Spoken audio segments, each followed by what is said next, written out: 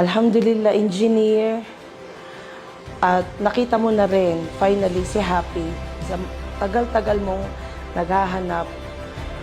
Inshallah, sa dali naiiyak ako, naiinis ako.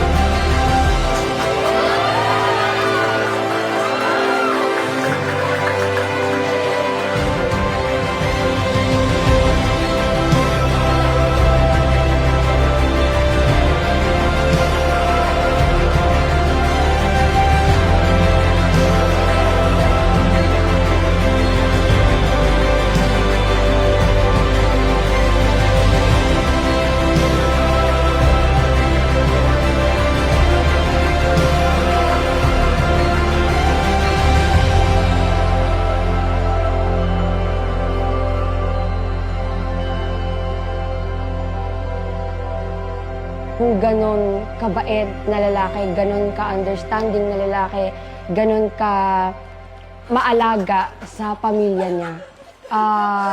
Comfortable na ako sa kanya. Nung una pa lang naming meet, actually, it's a good thing din na naging comfy talaga ako sa kanya. And tatry ko yung best ko na alagaan din yung kapatid nyo, yung kuya nyo, or yung kapatid nyo.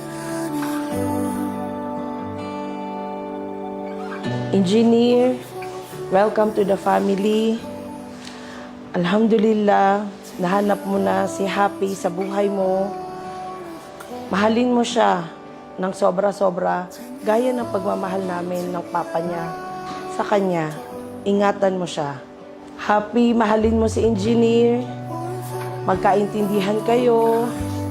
Kung ano man ang just in case hindi nyo pagkakasunduan in the future, so, listen lang kayo sa isa't isa.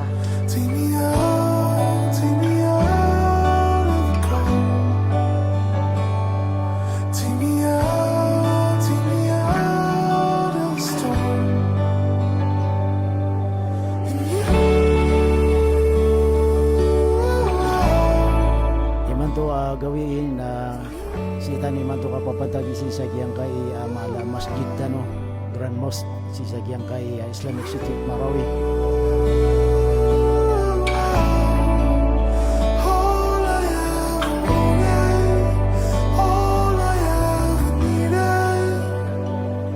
Ini na ka suatakan si Happy sa Batua di Daden.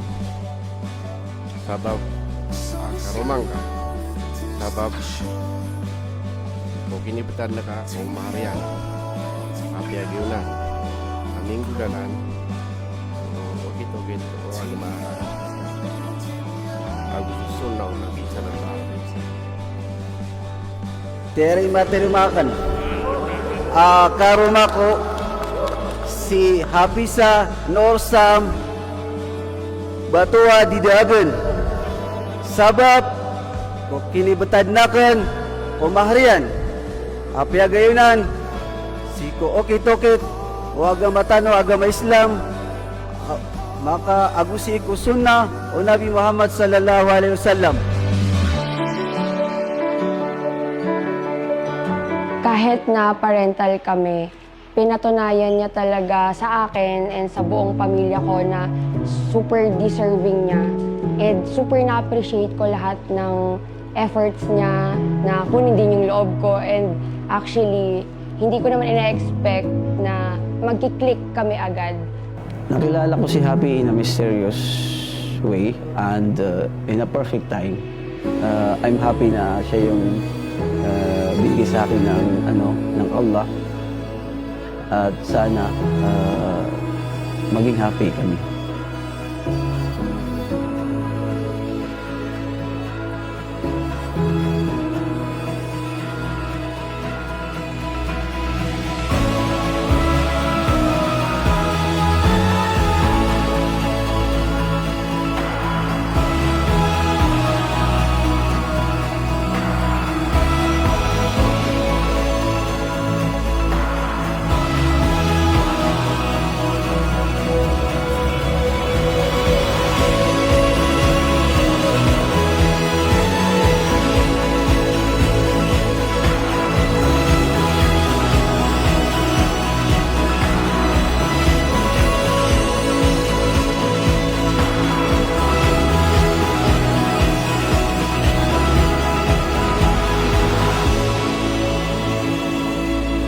pagtibayan pa tayo ng Allah. Inshallah, forever na tayo, syempre. Sana, i-bless pa tayo ng Allah subhanahu wa ta'ala and hindi tayo magsawa sa isa't isa, intindihin pa natin yung isa't isa and hindi ka magsawa sa akin.